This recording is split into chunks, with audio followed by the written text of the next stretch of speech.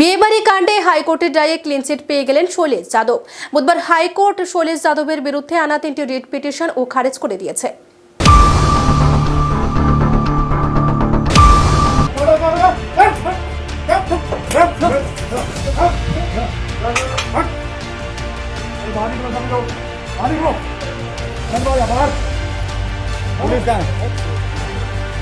जो कल मैं सस्पेंड करा रहा हूँ, तुम लोग जो काम कर रहे हो ना, अभी काम कर बोलो कितने हैं, चलो वरना तुम ही आओ उसके साथ, चलो। 26 এপ্রিল 2021 ওই দিনের আগরতলার দুটি বিয়ে বাড়িতে তৎকালীন পশ্চিম ত্রিপুরা জেলা শাসক শৈলেশ যাদবের তাণ্ডবের বিরুদ্ধে প্রতিকার চেয়ে দায়ের করা 3টি রিট মামলার শুনানি শেষ হয়েছে প্রধান বিচারপতি অপরেশ কুমার সিংহ এবং বিচারপতি অরিন্দম লোধের ডিভিশন বেঞ্চে। অভিযুক্ত শৈলেশ যাদবের পক্ষে সওয়াল করেন বরিষ্ঠ আইনজীবী সম্রাট করভূমি। প্রসঙ্গত, কোভিড বিধি লাগু করার জন্য এবং 144 ধারা অমান্য করার বিরুদ্ধে ব্যবস্থা নিতে তৎকালীন পশ্চিম জেলা শাসক দুটি বিয়ে বাড়িতে যান এবং ভিড় ছত্রভঙ্গ করার জন্য মৃদু বল প্রয়োগের নির্দেশ দেন। বিয়ে বাড়ি থেকে মহিলা, শিশু এবং পুরুষদের থানায় এনে আটকে রাখা সম্পর্কে অভিযুক্তের পক্ষে বলা হয় যে এই ব্যাপারে যাদবের কিছুই জানা নেই। ঘটনাস্থল থেকে যাদব বেরিয়ে যাওয়ার পর অতিরিক্ত এসপির নির্দেশে বিয়ে বাড়ি থেকে অতিথিদের থানায় নিয়ে আসা হয়। রাজ্য সরকারের পক্ষে অ্যাডভোকেট জেনারেল হাইকোর্ট দ্বারা গঠিত তদন্ত কমিটির রিপোর্ট কোনোভাবেই গ্রহণযোগ্য নয় বলে সওয়াল করে নিয়েছি। তিনি বলেন, অভিযুক্তের বিরুদ্ধে প্রতিহিংসামূলক মনোভাব চরিতার্থ করার জন্য রিট মামলাগুলো করা হয়েছে। রিট মামলাগুলোর বিষয়বস্তু নিয়ে উচ্চ আদালতের সময় নষ্ট করার যৌক্তিকতা নিয়েও প্রশ্ন তুলে নিয়েছি। প্রসঙ্গত, তৎকালীন জেলা শাসকের বিরুদ্ধে রিট মামলাগুলোর বিষয়বস্তু নিয়ে 3টি ফৌজদারি মামলা হয়, তাই রিট মামলাগুলো খারিজযোগ্য। রিট আবেদনকারীদের পক্ষে জবাবি সওয়ালে অংশগ্রহণ করেছিলেন বরিষ্ঠ আইনজীবী পুরুষোত্তম রায় বর্মন, বরিষ্ঠ আইনজীবী শ্রমিক দেব এবং আইনজীবী রুমেলা গুহ। তারা বলেন, তদন্ত কমিটির রিপোর্টে স্পষ্ট বিয়েবাড়ি দুটিতে অনুষ্ঠান সম্পূর্ণ হচ্ছিল বৈধ অনুমতির ভিত্তিতে এবং সম্পূর্ণভাবে কোভিড বিধি মান্য করে। তদন্ত কমিটির রিপোর্টে সুস্পষ্টভাবে শৈলেশ যাদবকে অভিযুক্ত করা হয়েছে। কোনো আইনেই প্রশাসনিক আধিকারিকদের নাগরিকদের মানবিক অধিকার লঙ্ঘন করার ছাড়পত্র নেই। একজন জেলা শাসকের জনসমক্ষে সংঘটিত চূড়ান্ত অসদাচরণ এবং বেআইনি কার্যকলাপকে যদি ছাড় দেওয়া হয় তবে আইনের শাসনের প্রতি জনসাধারণের আস্থায় প্রচন্ড রকমের চির ধরবে। তদন্তের সময়ে অভিযুক্ত জেলা শাসকের বিরুদ্ধে আনিত অভিযোগ সমূহ বিতর্কিত বলার সুযোগ নেই, কেননা হাইকোর্ট দ্বারা গঠিত তদন্ত কমিটির রিপোর্টে অভিযোগগুলি প্রমাণিত হয়েছে।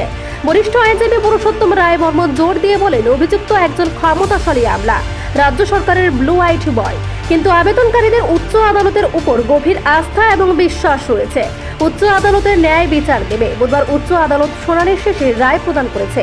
উচ্চ আদালতের রায়ে 3টি মামলাতেই ক্লিনচিট পেয়েছে শৈলেশ কুমার যাদব। তাছাড়া উচ্চ আদালতে এদিন 3টি মামলায় খারিজ করে দেওয়া হয়েছে বলে জানালেন বরিষ্ঠ আইনজীবী সম্রাট করভূমি। গত 26 এপ্রিল 2021 যখন করোনার সেকেন্ড ওয়েভ পিকে আছে, সেই সময় আগরতলার দুটো বিয়ে বাড়ি রাত্রির বেলা, একটা হচ্ছে দুটোই প্যালেস কম্পাউন্ডে, একটা হচ্ছে গোলাপবাগান আর একটা হচ্ছে মানিক্য কোর্ট। এই দুটো বিয়ে বাড়িতেই বিয়ের অনুষ্ঠান চলছিল রাত্রি 11টার পরেও।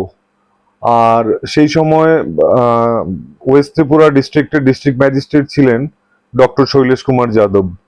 তো উনাকে মোস্ট প্রবাবলি মিডিয়ারই কোনো বন্ধুরা খবর দেন যে স্যার, এরকম করোনা কারফিউ লঙ্ঘন করে বিয়ে বাড়িতে রাত্র 11টার পরও বিয়ের অনুষ্ঠান চলছে, এটা কিভাবে হয়? তো এনিওয়ে, তো কোনো সোর্স থেকে উনি খবরটা পেয়ে উনি বিয়ে বাড়িতে যান এবং মানিক্য কোর্ট প্রথমে ভিজিট করেন উনি। গোলাপবাগান ভিজিট করার পর তারপরে যান মানিক্য কোর্ট। তো উনি প্রথমে যান অ্যাট অ্যারাউন্ড 11টা নাগাদ প্রথম যান গোলাপবাগানে যাওয়ার পর সেখানে গিয়ে উনি দেখেন বিয়ে বাড়ির মধ্যে হই হল্লা চলছে, সমস্ত কিছু নর্মালি চলছে, ডিজে বাজিয়ে গান চলছে। তো উনি বলেন যে আমি ডিস্ট্রিক্ট ম্যাজিস্ট্রেট, 144 ধারা লাগু আছে, তো আর ডিজাস্টার ম্যানেজমেন্ট অ্যাক্টও লাগু আছে, আপনারা এইভাবে কারফিউ আওয়ার্সের বাইরে বা কারফিউ আওয়ার্সের ভেতরে আপনারা বিয়ের অনুষ্ঠানে এই জমায়েত, বেআইনি জমায়েত আপনারা করতে পারেন না, আপনারা চলে যান। তো সেই সময় করোনা নাইট কারফিউ জারি ছিল রাত্রি 10টা থেকে সকাল 5টা পর্যন্ত।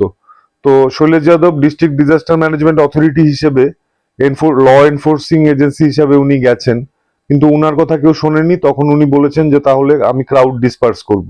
তো অ্যাকর্ডিংলি উনি জমায়েতকে ভেঙে দিতে বলেন, কিন্তু ওরা কেউ শোনেনি। তো ওনার কথা না শোনার পর উনি ওনার পার্সোনাল সিকিউরিটি পিজি ছিল 4 জন সঙ্গে, তো ওদেরকে বলেছে যে তোমরা একটা কাজ করো, তোমরা এখানে যারা আছে ওদেরকে বের করে দাও।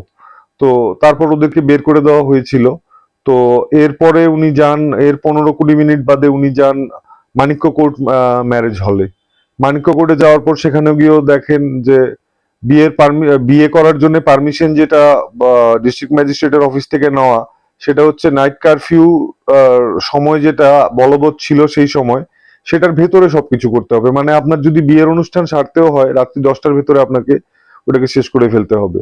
কিন্তু রাত্রি 11:30 নাগাদ যখন শৈলেশ যাদব ওখানে যান, গিয়ে দেখেন যে নাইট কারফিউ লঙ্ঘন করে তখনও বিয়ের অনুষ্ঠান চলছে। এবং বিয়ের অনুষ্ঠান না, এখানে মাঙ্গলিক অনুষ্ঠানের কথা বলছি না, কারণ আমরা হাইকোর্টকে দেখিয়েছি সেদিন 26/4/2021 বিয়ের লগ্ন ছিল সন্ধ্যে 6টার সময়, এবং একটা ভিডিও ফুটেজ আমরা পেয়েছি যেখানে পাত্র বা পাত্রীর বড় বোন বলছেন যে 6টার সময় বিয়ে হয়ে গেছে। তো সেই জন্য সেটা রাত্রিবেলা 11:30টার সময় যেটা চলছিল, সেটা ডিজে বাজিয়ে গান, আনন্দ ফুর্তি, আনন্দ অনুষ্ঠান যেটা বিয়েতে হয় সেটাই চলছিল। কিন্তু সেটা সম্পূর্ণ বেআইনি ছিল, যেহেতু ডিজাস্টার ম্যানেজমেন্ট অ্যাক্ট লাগু ছিল। কারণ ডিজাস্টার ম্যানেজমেন্ট অ্যাক্ট লাগু করা হয়েছিল চিফ সেক্রেটারির একটা অর্ডার মূলে। সেই অর্ডারটা উনি করেছিলেন 20 এপ্রিল 2021। তো সেই অর্ডার মূলে শৈলেশ যাদবকে ডিস্ট্রিক্ট ডিজাস্টার ম্যানেজমেন্ট অথরিটি হিসেবে পাওয়ার দেওয়া হয়েছিল, এবং উনি নিজেও ডিস্ট্রিক্ট ম্যাজিস্ট্রেট ছিলেন। 144 ধারা উনি নিজেই এনফোর্স করতে পারবেন, এই আইনি ক্ষমতা উনার ছিল। তো অ্যাকর্ডিংলি উনি ডিসপাস করতে বলেন। আর তারপরে কি হয়, এই বিয়ের অনুষ্ঠানে শৈলেশ যাদবের যাওয়া নিয়ে প্রচুর মিডিয়া অ্যাটেনশন ড্র করে। সারা ভারতবর্ষে এটা নিয়ে একটা আলোড়ন পড়ে, বিভিন্ন লোক বিভিন্ন অ্যাঙ্গেল থেকে এটাকে দেখতে শুরু করে। তো তারপর 3টে মামলা হয় শৈলেশ যাদবের এগেনস্টে। 3টে মামলা ত্রিপুরা হাইকোর্টে হয়।